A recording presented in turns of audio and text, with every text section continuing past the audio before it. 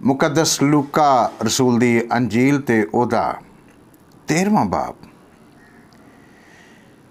ते ओदी 6वीं आयत दे विच ये लिखिया है, और उसने ये तमसील कही कि किसी के पाकिस्तान में अंजीर का एक दरख्त लगा हुआ था। उसने आकर इसका फल ढूंढा मगर ना पाया। तब उसने कराम से कहा, देख 3 बरस से मैं आकर अंजीर के इस दरख्त में फल ढूंढता हूँ मगर नहीं पाता, उसे काट डाल। ये ज़मीन को भी क्यों रोके रहे? पर उसने जवाब में उससे कहा, ऐ खुदावंद, इस साल और भी उसे रहने दे कि मैं उसके गिर्द थाला खोदूं और खाद डालूं, शायद कि आइंदा फले, नहीं तो फिर कटवा देना।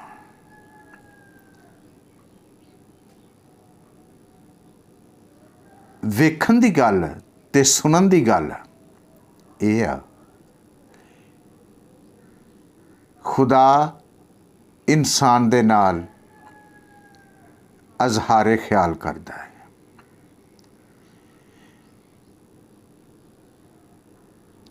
ते जे ओदी मर्जी दे मुताबिक इंसान काम नहीं कर रहा ते फिर ਉਹ ਸਾਨੂੰ उस अंजीर दे दरख्त दे वांगर कटवाउण दा इख्तियार रखता है। पर एक हमदर्द है, एक हमदर्द है जिहड़ा साडी सिफारिश करने वास्ते साडे कोल मौजूद है, हर वक्त मौजूद रहता है। वो सिफारिश करता है कि इस इंसान नूं कुछ वक्त होर दिता जाए।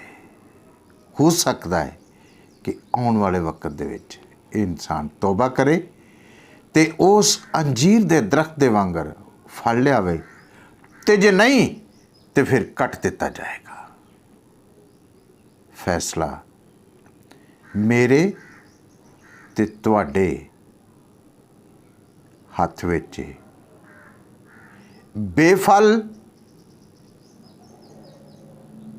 कट्टे जाण वास्ते तैयार होना है कि फलदार दरख्त जिन्हों खुदा प्यार करता है वो बनना है। God bless you.